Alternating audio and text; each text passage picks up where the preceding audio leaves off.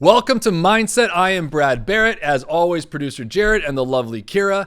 Today we're going to be talking about sports betting. Now, particularly, we have the big game coming up, so it's important for us to kind of talk about this because all of us being football fans, and we're all going to watch it, I'm assuming. Professional football championship game. Professional football championship game. That will not be named? Not be named. But we look, know. As we all know, there's a lot of money spent on this each year, and particularly on sports betting, okay, the legal side. Last year in the United States alone, nearly $115 billion with a B was spent legally on sports betting alone. It's a lot of money changing hands. That's crazy money. So first off, I should say this. We're not going to talk. This isn't a sports betting show. Really, I'm going to make this case that sports betting and the numbers you're going to see here, you're far better off actually investing the money that you would be otherwise, I'm going to say it, gambling.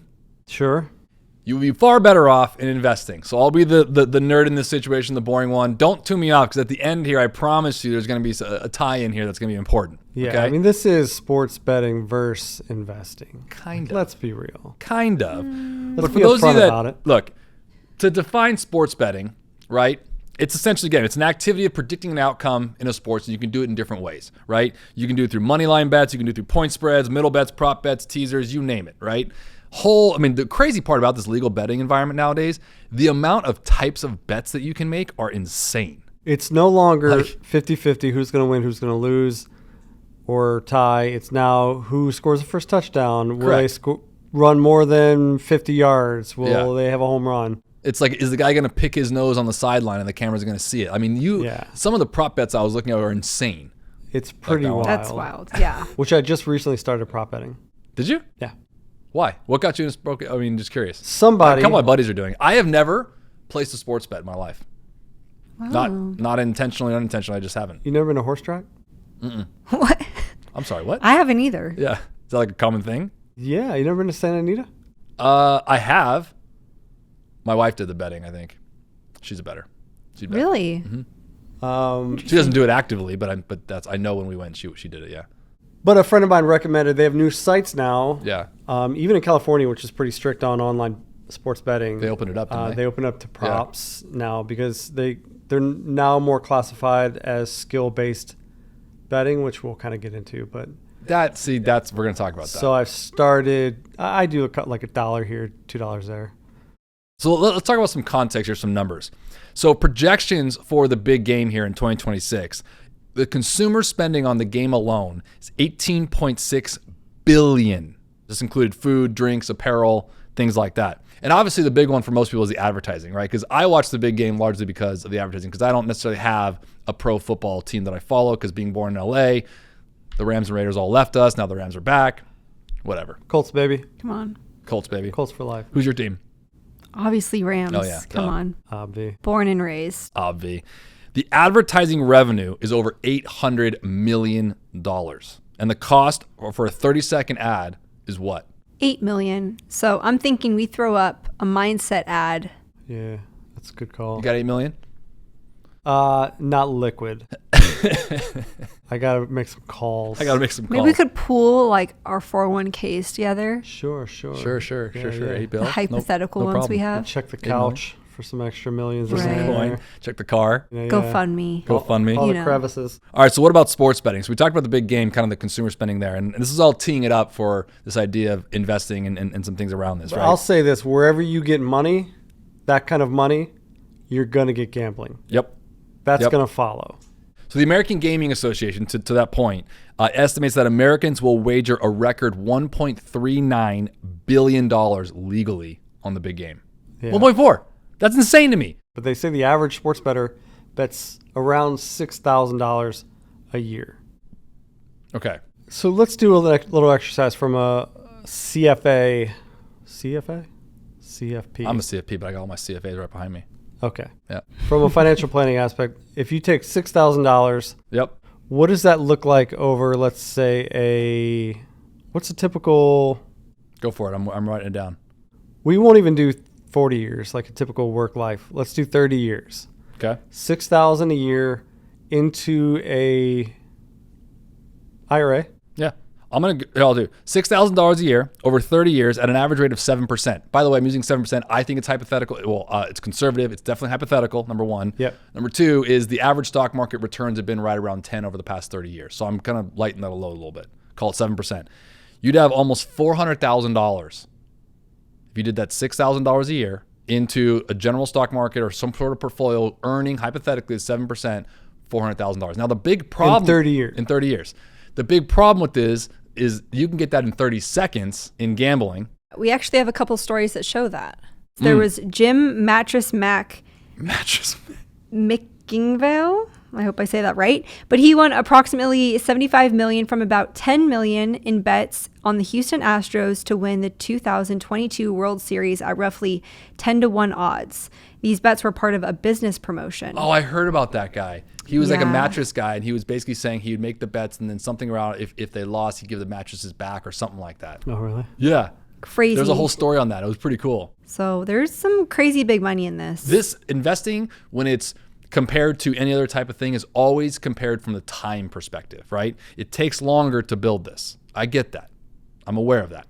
But I also want to share this loud and clear. And there's stats here too that I want to bring up as well. This is what got me, is the households and who is betting. According to a study we found at the National Library of Medicine, people with lower income tend to spend a larger share of their income on gambling than wealthier individuals do. Okay? So lower income households, as surveyed, are already in the minority of shareholders when it comes to stocks. Okay? The top 50% of wealthy Americans own 99% of all stocks, and the bottom 50% of American earners hold just 1%. This is according to Federal Reserve data. I'm of this mission, I've said, I know it sounds corny, but I want to flip that script. People always poke and say, oh, they're wealthy, they can have it. You don't need to be wealthy to start investing. And I'd argue, we always think, oh, the silver spoon kid or the trust fund baby. But most of those in that stat, the wealthy, or whatever you want to call it, have earned that by doing the work over time, being in the stock market. And they use the largest wealth generation vehicle we have, which is the capital markets and real estate. And NerdWallet actually came out with this report that said that 31% of sports bettors surveyed perceive gambling or sports betting as an investment. That's crazy. And that's up 14% from the year prior. This is what I'm getting at. Now it's becoming more broad. It's now becoming, oh, that's how I make money. And unfortunately, there's education that's lacking here, and there's some things that are happening in the lower to middle class environments that they're thinking that's my ticket out. I can get this quick win. And that's the problem I always say is there is no such thing as a quick get rich quick scheme. If it was, everyone would be doing it. There's a higher risk in that. And everyone knows this. I'm not saying something people don't already know. If you're sports gambling, there's going to be higher risk in it per se for different things, especially as you go down into the certain prop bets and different bets, right? Yeah, but this is where you get into and that's why there's a big difference between sports betting and casino gambling, which I guess is why they call it betting or gambling. Yeah. I mean, they're both gambling, but the skill base for sports betting is far different. And the perceived, I would challenge that. I agree with you. But let me say this. The perceived education, knowledge, acumen needed to sports bet is less than investment. And I challenge that, right? What person is actually sitting in the front office or actually doing all those reports of seeing how the ball bounces on the court or who's injured, who's dating who's sick? Yeah, they're not doing that. Vegas is. 100%, Vegas is. So, yeah. so they have this area. That's where advisors come in. Imagine us saying kind of, hey, we actually know how this game is played, right? And a lot of people think that they have to have some money to work with an advisor. And I share this all the time. That's not true. It's not true at all. We were reading this. Like sports betting, how do they phrase that? Like the house is the advantage in a casino, but that's not true when you're sports betting. Like the bettor has a much higher chance of winning. And I think this is when this knowledge comes in, because if you look at the probability or whatever you want to call it of like in soccer, home field advantage will raise, it's not 50-50 anymore. Yeah. We'll raise those percentages and things like that to where you start doing weather, you start doing this, injury reports, you start really climbing up on the probability of a lot of these things. I get that. And I'd also say in the investment world, to kind of compare that for a second, we do the same thing when we diversify. Yeah.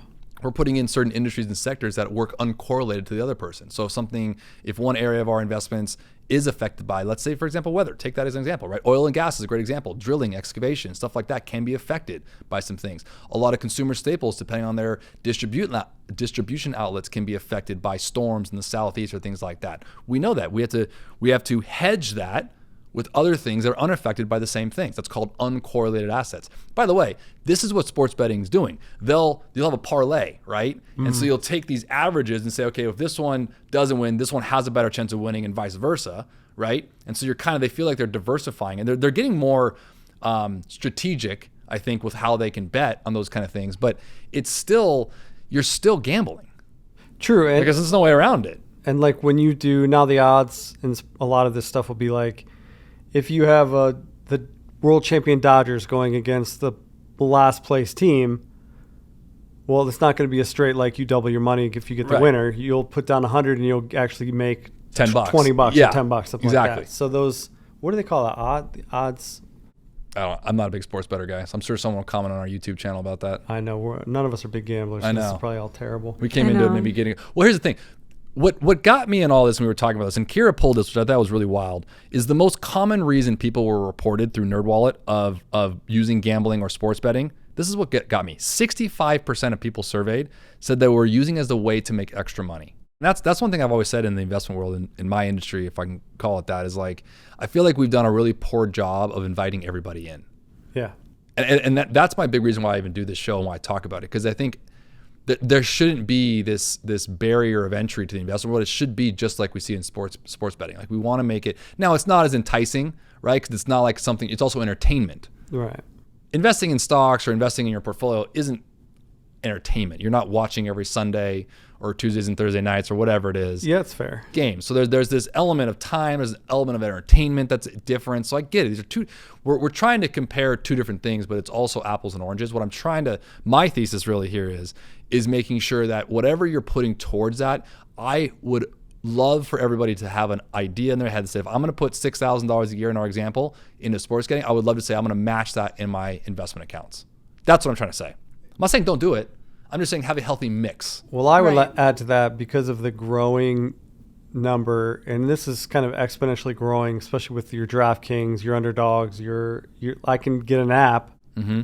I'm not going to say which one, but I downloaded the app. You put in $50, they match your money you put in. So you got $100 to play with, yeah. $100 to play with free. They give you $50 to basically sign up and start. Yeah. And you put in a couple bucks here and there, like, you can get in How is that any different? quick. How is that any different from a drug dealer saying, "Hey, just try this and then you'll come back"? No, it's exactly the same thing. That's my point. Yeah, it's just disguised. I think maybe a little bit better. But and it's legal. But that's so why it's disguised. growing. None of this was legal 10 years ago. I always say, and now once it they is. realize that they can regulate it, sure, and once they realize they can tax it, it'll become legal. Like weed. Unfortunately, yeah, exactly. Yeah, exactly. It's like, So I think we're just seeing the start of this legalized sports betting industry grow. So if we're at $15 billion now, this will be $1 trillion industry shortly. Exactly. Yeah. I don't disagree. So getting ahead of that and saying, hey, rather than keep putting more and more money there, I'm all for it. I think it's cool to have the $100, things like that. But I've seen this come out with people where it's actually their main way of making money. Yeah. Or their main way of making making extra money on top of their income, and they're not doing any investing whatsoever. I'm just saying have a healthy mix. And to your point, I'd be remiss not to bring this up, because NerdWallet was an interesting survey we went through. The average sports bettor in 2024, okay, this was a year ago basically, 60% of them, 60, had no gain, had no profit. So I know the odds are there, but these are also people that are not making right bets, and 40% of the time they're winning. Now that's a high, I get that. That's you can look at that both ways. Oh, 40% winners, that's actually not bad. I'm like, well, there's no way to apples comparison that to a stock or a market, but over time you can see the probabilities that we've shared on the show are there. The 10-year periods of S&P 500s are always positive. Well, I would say certain surveys have shown. So it's important to kind of look at that. Difference in probability in your odds, because that's one of the good thing about sports betting, which is almost the best odds in gambling of I have a 50-50 shot. Yeah. Whether I know anything about this game, I can look at a favorite and it's a coin flip. Yeah. You get a little lucky if you get a little more information. It's higher probability, but with I don't know. It's to me it seems like this should be like entertainment fund. Agreed. Yeah. Not side hustle. Little activity. Yeah, like and that's why we chose to do this show. Limit your spendings on that. We were reading these numbers. We were talking internally, and I was kind of like, that's an interesting thing to talk about because I had just recently talked to somebody, a client, who was going through this, and they were actually looking to divert more money over there. And my job is not to tell clients what to do with their money, it's to advise them. And I'm advising them kind of saying, look, be careful. Yeah, those are short wins. And these are big dopamine, serotonin hits. It feels good. But you know what I mean? When it's investing, everyone kind of thinks it's just boring and whatever, and it's less painful. Even the losses hurt, but they're not as fun. No, yeah. Almost $3,300 to be spent in the last 12 months and then to make no return on that. I think that's a big expense, a big emotional attachment to it. And I feel like that's where you see a lot of this like addiction come in because they're so quick to buy back in to get that money. So Agreed. I do on a very popular fantasy site, you can bet a lot of money. Like the entrance on the tournaments are like $5-10 grand. They also have nickel tournaments. And dime tournaments. So I do every week. I'll fill out probably like 10. I'll spend 50 cents. The winner wins $25, $50. But it's fun. It's like, but it's cool. So you can get that entertainment value, and like you enter into the free tournaments. You can win like $1 grand or some of these bigger ones. You can spend. I think once I put 25 cents down, and I won like $80. Jeez. It's a good rate of return. They're a great rate of return. But that's why when someone does it, they're like, well, Brad, you can't get that in the stock market. I'm like, yeah, but how many times are you doing that? No, we're over here consistently getting good returns, right? I get that. I lose more pocket change a year than that. So it's like you can get the same effect and have the same amount of fun with lower bets and not chase the money. Here's what I've noticed the behavioral psyche comes in when it comes to investing as well as when it comes to sports betting. It's exactly that. You'll get one win. Let's say you put $1 in and all of a sudden you won $20. You're like, man, I just 20x this, right? Here's where the mind goes. The behavioral mind basically says, man, what, and this is everyone's who's gone through betting is good, I'm sure thought this, right? They're like, man, what if I put $1,000 down? Yeah. Or what if I took a loan and took $10,000 down? And they're thinking about the last win, not their next bet. They're blinded by the fact that that was a one-off potentially and it was an odds that you won. Forgetting the fact that every time you go into the next thing, the odds are still the same. You didn't better your odds in the next game per se, right? And that's the catch-all that gets people. And I think that's really important to be talking about. Investing is no different. I think people think... you see that in day traders. Yeah, in day traders. That's why I think day trading is probably we had this conversation, right? Yeah. Day traders, to me, is very eerily similar to gambling or sports betting because the time period alone and generational wealth and wealth being built over time through capital markets and through real estate were not meant to be daily things. It was never meant to be that. Now we have the functionality, the technology to do that. I get that. These are environments that there's one game. You're betting on one game. It's 3 hours long. It's done. You don't bet on that game the next week or the next day. These are singular events. You know what I mean? Yeah. So I'll end on this. I liken it to golf. Golf, you'll shoot 90 or you'll swing a 90 or 100 times and one or two of those swings will make you come back. That's kind of what sports betting is. You'll get one or you hear of one like, oh, that could be me. Yeah, well, what about the stories in the stock market and the stories of your friends all around you who have over time made money, yet we don't want to focus on it? That's all I'm saying. Do both. Have fun. Just make sure you be careful with it when it comes to sports gambling. Enjoy the game. From all of us here at Mindset, we know we will. Do you want to know what the top 5 sports people bet on are? I do, obviously. That didn't make sense. Wait, what? Top 5 most bet on sports in the world. Yes. There you go. Better? There you go. Guess number 1 and I'll give you the list. Soccer. What's yours? In the world? World. Cricket. Ooh. World. I feel like that's right. It is soccer. I'll just stop you there. Number 1 in the entire world. This says 800 billion global wagers. Good Lord. Crazy. Yeah. I mean, global sport. I mean, soccer is the largest sport in the world. Yeah, they say basketball, according to this survey, this report, basketball is second. That makes sense. Professional American basketball. I'm not going to say the league. Horse racing is third. I thought that would be up higher. Oh, yeah, so duh. Horse racing. Hello. Yeah. American football professional is number 4, and tennis rounds out as number 5. But cricket, I did see a report that cricket was very high. I thought only because of the amount of people. Yeah. I was going on a numbers game. India You know? alone. Yeah, India alone, could move a needle in terms So of very numbers. interesting.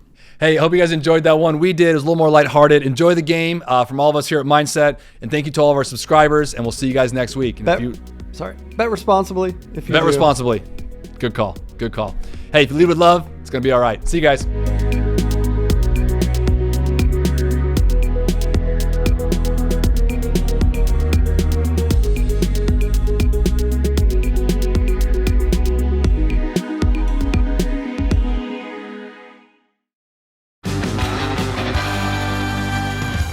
That'll cut down nicely.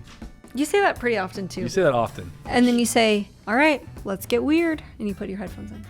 You don't realize until you talk to somebody repeatedly on roughly the same subject matter that you have a lot of the isms, The go-tos. the go-tos. Yeah. It's It's natural. natural. You have more hand gestures. Yeah. Mannerisms. And Oh, me? Kira's more. Oh, She's got gestures. I got gestures. I got gestures. I got a gesture for you. Gesture for you. Oh, I think it's going to be a weird one today. We've said that about every second episode ever. I know.